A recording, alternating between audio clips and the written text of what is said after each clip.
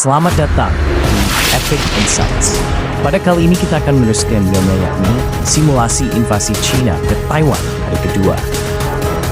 祖国完全统一是任何势力都阻挡不了的。 Setelah serangan dahsyat di hari pertama yang menghancurkan sebagian besar infrastruktur pertahanan Taiwan, militer China tidak membuang waktu untuk melanjutkan operasi mereka. Hari kedua menjadi momen krusial dan memastikan dominasi penuh atas Taiwan. Dengan serangan terkoordinasi yang dirancang untuk menekan sisa-sisa perlawanan, China mengalihkan fokus operasinya penguasaan total atas wilayah udara, laut, dan daratan Taiwan.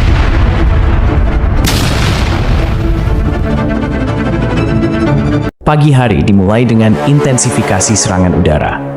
Puluhan jet tempur J-20 dan drone tempur terbaru berpatroli tanpa henti di langit Taiwan, memburu sisa-sisa pesawat tempur Taiwan yang masih mencoba bertahan.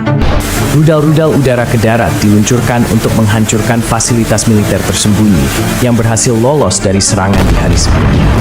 Wilayah udara Taiwan kini sepenuhnya dikuasai oleh Angkatan Udara China.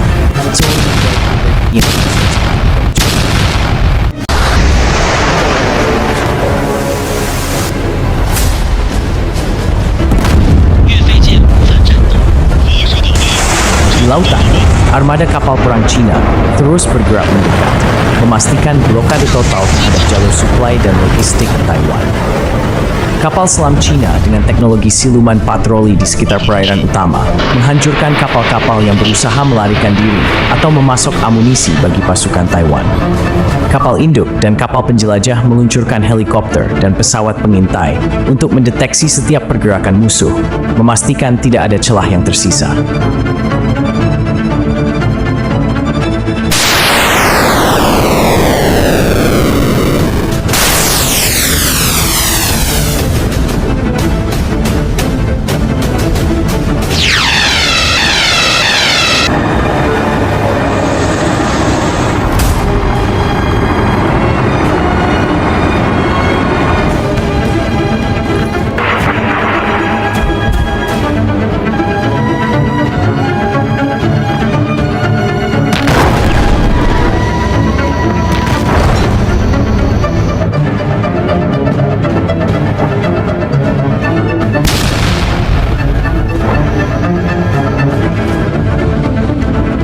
Sementara itu, di daratan, pasukan marinir dan infanteri yang telah mengamankan garis pantai di hari pertama mulai bergerak lebih dalam.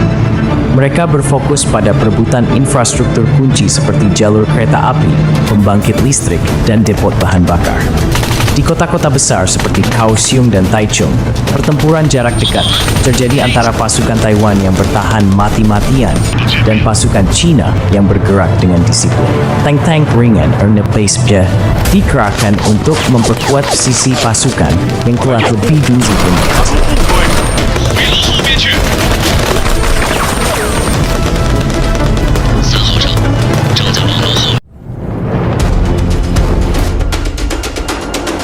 Di wilayah Taipei, pasukan lintas udara China memperluas kendali mereka, merebut gedung-gedung pemerintahan dan fasilitas komunikasi yang masih beroperasi. Operasi ini dirancang bukan hanya untuk menekan perlawanan militer, tetapi juga untuk memotong akses informasi kepada warga sipil. Dengan jaringan komunikasi Taiwan yang hampir sepenuhnya lumpuh, koordinasi antara unit-unit pertahanan Taiwan menjadi semakin sulit. 3连继续前进。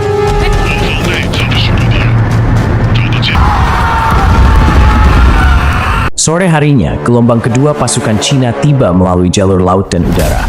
Ribuan tentara tambahan, bersama dengan perlengkapan berat seperti artileri jarak jauh dan sistem peluncur roket, mulai disebar di titik-titik strategis.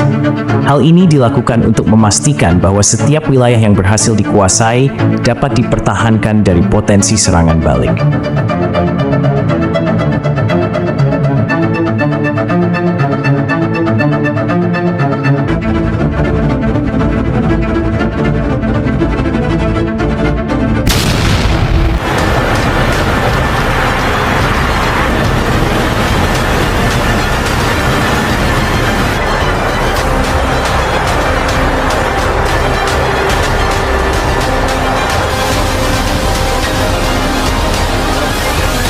Sementara itu, pesawat pembom strategis H-20 Angkatan Udara PLA kembali meluncurkan serangan presisi ke sejumlah target vital di Taiwan. Salah satu target utama adalah pusat logistik militer Taiwan yang terletak di kawasan industri Taichung, di mana fasilitas ini menjadi pusat distribusi peralatan perang dan amunisi untuk wilayah tengah Taiwan. Selain itu, serangan diarahkan ke instalasi radar sekunder yang tersembunyi di Pegunungan Dadu, sebuah wilayah yang dikenal sebagai salah satu titik kunci sistem deteksi dini Taiwan. Meski telah diserang pada hari pertama operasi, instalasi radar ini masih berfungsi dan memberikan informasi strategis kepada militer Taiwan, sehingga penghancurannya menjadi prioritas tinggi.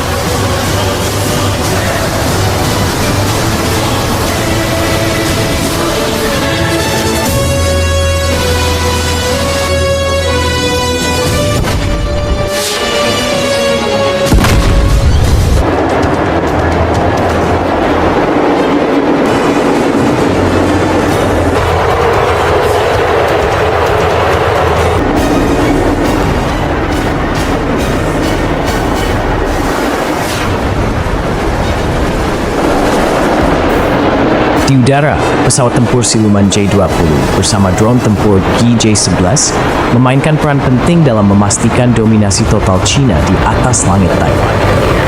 Dalam misi ini, mereka mengidentifikasi dan menghancurkan sisa-sisa sistem pertahanan udara Taiwan, termasuk peluncur rudal Skybow 3 yang tersembunyi di kawasan berhutan dekat Taoyuan. Skybow 3, yang dikenal sebagai salah satu sistem pertahanan rudal andalan Taiwan, dilumpuhkan melalui serangan presisi dari drone GJ-11 yang menggunakan amunisi berpemandu dengan tingkat akurasi tinggi.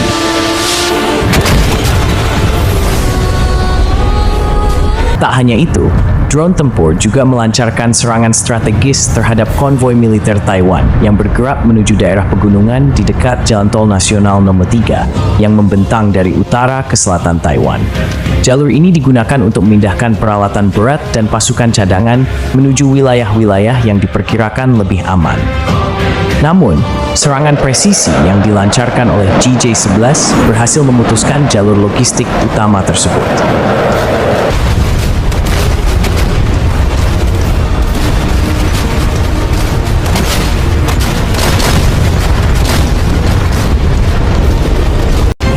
발사관 충수 완료. 13번 발사. 13번 발사. Blokade laut di Selat Taiwan diperkuat secara signifikan oleh Angkatan Laut Cina, menutup semua akses masuk dan keluar bagi kapal-kapal Taiwan. Kapal selam strategis tipe 096 yang beroperasi secara tersembunyi di kedalaman perairan selatan Taiwan memainkan peran penting dalam operasi ini. Dengan kemampuan peluncuran rudal balistik JL-3, kapal selam ini berhasil menghantam sasaran strategis di Pelabuhan Kaohsiung, termasuk dermaga logistik, fasilitas perbaikan kapal, dan gudang bahan bakar. Serangan ini mengakibatkan kerusakan besar pada infrastruktur pelabuhan, membuat jalur pasokan utama ke Taiwan semakin terputus.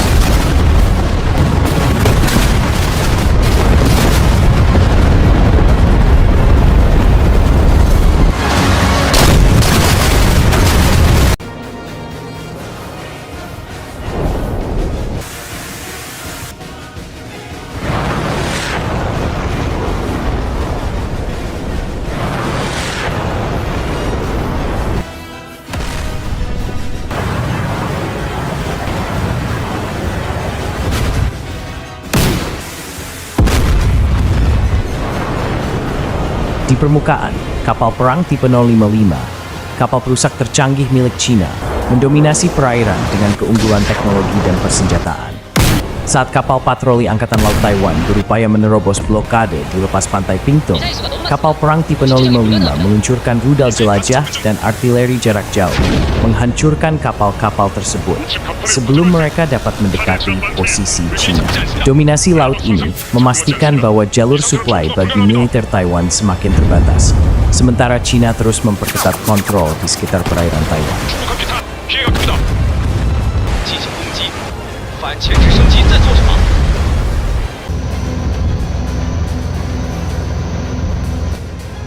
来了，准备射击。到了射程就开炮。进入了射程，开炮。Sementara itu, pendaratan amfibi besar-besaran dimulai di wilayah pesisir Tainan, di mana pantai menjadi medan pertempuran sengit. Kendaraan tempur amfibi ZPD-05 yang dirancang untuk mendekati pantai dengan kecepatan tinggi memimpin serangan awal. Kendaraan ini membawa pasukan marinir Cina langsung ke garis pantai di bawah perlindungan tembakan dari kapal perang di lepas pantai. 快点动起来，胜利越来越近了。我要踢动缓慢的家伙们的屁股，快跑！ Operasi pendaratan amfibi yang dilakukan di sepanjang garis pantai selatan dan barat Taiwan memberikan keuntungan strategis bagi China. Di pesisir Tainan, kendaraan tempur amfibi seperti ZP-D05 dan pasukan marinir China berhasil menerobos pertahanan awal yang dipenuhi ranjau pantai dan rudal anti kapal.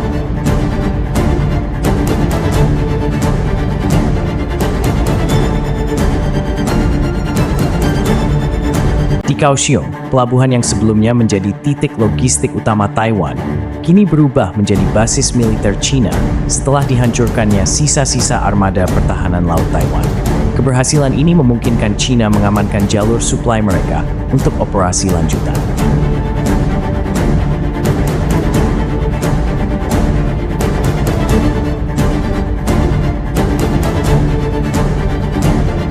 Hari kedua ditutup dengan pernyataan dari Komando Militer China di Beijing yang menyebutkan bahwa penguasaan penuh atas Taiwan hanya tinggal menunggu waktu.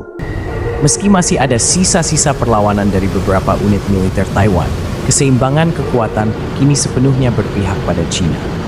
Operasi di hari kedua tidak hanya menunjukkan kekuatan militer China, tetapi juga strateginya yang sistematis dalam menghancurkan kemampuan perlawanan lawan.